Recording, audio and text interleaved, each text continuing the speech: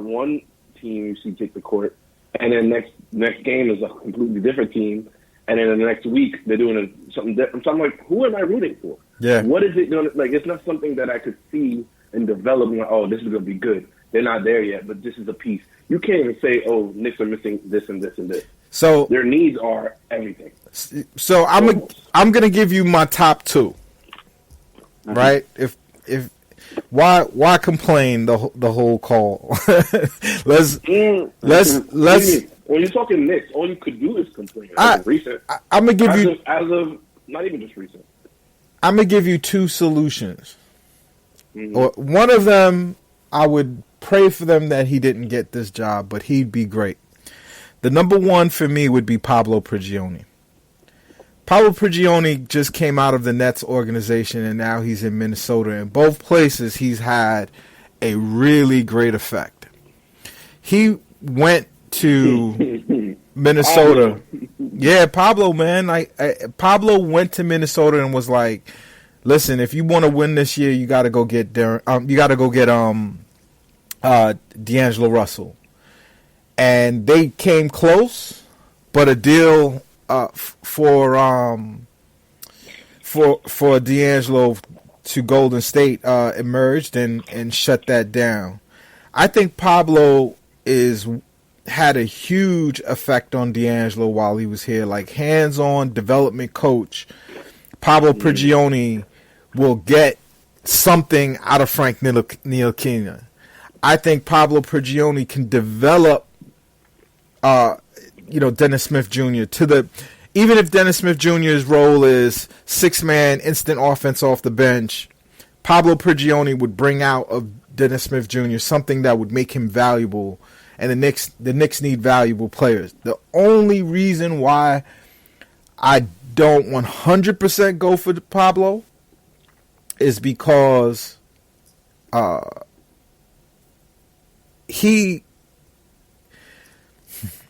Pablo just couldn't deal with the smoke of Madison Square Garden. Even if there was success, Pablo would have to deal with all of the opposing. He'd be a good assistant coach. Yeah, he's a good assistant coach right now. For us. But he would be like Kenny Atkinson for you guys.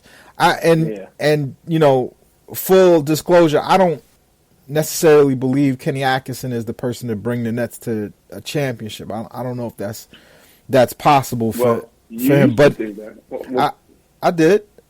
But no, sometimes you just see things in a coach and you go, that's not the guy who's going to just get us over the hill. Because sometimes when you have good players already, you just need that person who's going to keep everyone organized and over the hill and get the team over the soldiers, the troops over the hill to fight the battle. And I don't know if that's Kenny Atkinson, but if in the phase of the game where the Knicks are right now, Pablo Prigioni would be really good because he's a development coach, he's a gym rat, and he's smart. He develops guards. It would be huge for you guys. You want to say anything about Pablo? I like Pablo. I think he'd be great to develop. I don't see him as a head coach for the Knicks. I just don't. No, not New York. Not New York. Hey, I feel you. He gets smoked. I know. Listen, I don't know if he could. I don't know if he could deal with that. No. I just know he was here. He was in Brooklyn for a while. He was a great coach. Had a great effect on developing D'Lo and Dinwiddie. Like, you see the results of Pablo Prigioni's work in those two players right there. And he didn't help Theo Pinson much, but he did help him enough to make people think that he was an NBA player. All right, I'll give you another one that would be my choice. Dave Yeager. And I'll tell you why Dave Yeager. I used to want Dave Yeager to before Kenny Atkinson, I wanted Dave Yeager as the Nets coach. X&O coach, won championships in, I forgot the league, CBA or something like that. I know that it's not a big deal, but He even won championships on college level. Everywhere he's been, he's won championships. He was the designer of that Memphis Grizzlies, Zach Randolph, Mark Gasol, Tony Allen defense. Like, I just named 3 amazing defenders, but he was part of the reason those defenders developed and became what they were. And then he went to Sacramento, and he made that team look somewhat good. The Knicks beat Sacramento yesterday with not much fanfare. And, the only difference between the Kings of this year and last year they had Dave Yeager. I think Dave Yeager would be the perfect guy because Dave Yeager is also an asshole. I don't know. The Knicks need. Yeager, he inherited Fizdale's team. I mean, like, I don't know how much if it's just talent he found and the system he found that he was able to build upon, or how much can he do building from scratch. I would look at Sacramento as a from scratch team. None of those players last year were that good. I'm even looking at how useful and how different. I'm trying to remember his name. Willie Cauley-Stein was in Sacramento to Golden State. Like, he looked like a functional player. He started for them, and they really was close to making the playoffs.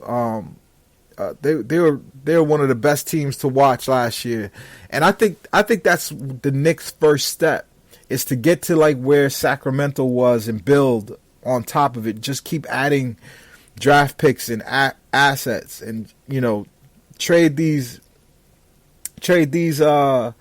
veterans that they've got, this slew of power forwards. Just add a bunch of just long, athletic, switchable, versatile players to the team that teams don't usually value, and then bring a guy like Dave Yeager in to kind of sort out who's the good and the bad. Just drag as much talent into the team as possible. What do you think of Yeager? Well, I'm mixed feelings about him. Like I said, I'm not sold on his ability to do everything that you mentioned, but it's like a carousel of good names, people who are good basketball IQ guys who've had some successes. You see systems, and you could buy into it. But you know the common denominator. Like, it's almost academic to even have these conversations, just because it's just like, okay, but whoever gets hired, will they last? Will he intervene? It's really just, I really would like him just to sell the team. Nolan needs to get rid of it so we can have this conversation and it be fruitful and be something that means something, right? So, but aspirationally, Yeager is on. He's a top candidate that I would consider a good fit for the Knicks in building something. We're a defensive first kind of team and developing, and then his assistant coaching staff obviously would help me determine where development would go into. And I think we need guard development. I think Mitch needs more development, and then he's good. So a lot of work needs to be done. And I don't know, do we even have people who are willing to take on that challenge anymore, especially since this Fizdale firing? So that's another consideration. Yeah. Who's your? All right, that was my list. Who's your pick out there? Is there someone out? Did I miss anybody? No, I mean the short list is everybody's been going on. My top 2 were Mark and Jerry, going back and forth. 3 was Van Gundy. I really, it's impossible to get him, but I really wish Spoelstra was somewhere available. Ooh. I would really like Spoelstra to be a Knicks coach. I would give Spoelstra all of the power. I would make him president of basketball operations and let him just build. Spoelstra's someone who he's probably one of the only coaches that's coached LeBron that's had a successful career subsequent to his departure. Yeah. Right? He now has a top 3 Eastern Conference team. Even when LeBron left and he just had role players and young talent, he was able to have them compete. They would always be in the playoff hunt. hunt. Good basketball. It was always good basketball. He's well liked around the league. He's from I'm blanking on his name. Pat Riley coaching tree. Pat Riley tree. Yeah, I'm like, so all of that goes into consideration. I mean, like, he's an aspirational pipe dream coach, but like, that's who my ideal head coach would be. He's so Miami Heat. I've never thought of him. The only thing with him is, Fizdale comes from his coaching tree. So that would be. Yeah, but I still think Spoelstra is an amazing choice. That if you get him, you make him run the whole show. He's done every single job. Like, that's my candidates would always have done every single job, started from the bottom, rose up to their role, because when you're the head coach, you're the CEO. You really do need to know all of these roles and how to interact with them. And Spoelstra is that type of guy. I would have gone Spoelstra if I was smart enough to think of that was a good one, cuz. Mm-hmm. Well, that's my short list. I really haven't thought about anybody else much. I'm watching them play. And I'm really I don't even watch full games. I kind of I peek in and see I watch what every. RJ's doing. I got the clearance from Nice to watch every single game and every single minute. I don't have that clearance. Like, I share a television with my wife, so right now it's every time the Knicks are on, she's like, "Why are you watching these guys?" And I'm like, and you know what? A good response. I'd love the next time I get you on. I'd love to have both of you guys on, because your wife is a wellspring of basketball knowledge.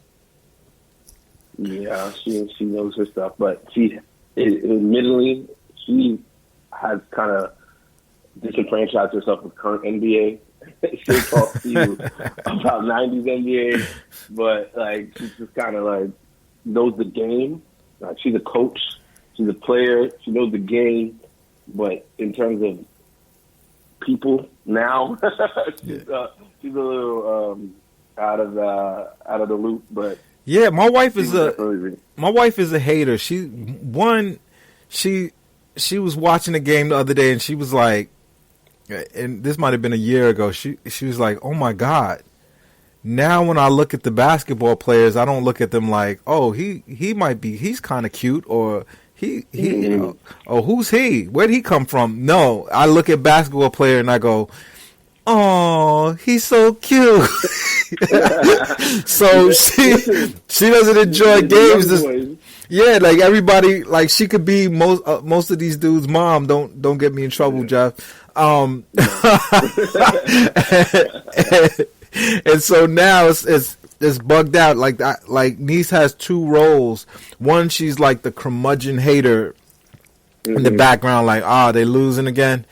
I told you they were trash. You say you thought this team was gonna be good. This team is trash. Like, she's the professional hater that just lays next to me watching these games. What hurts is when they're right, and you're like, you do all this research. You know the players, the coach, you know the analytics.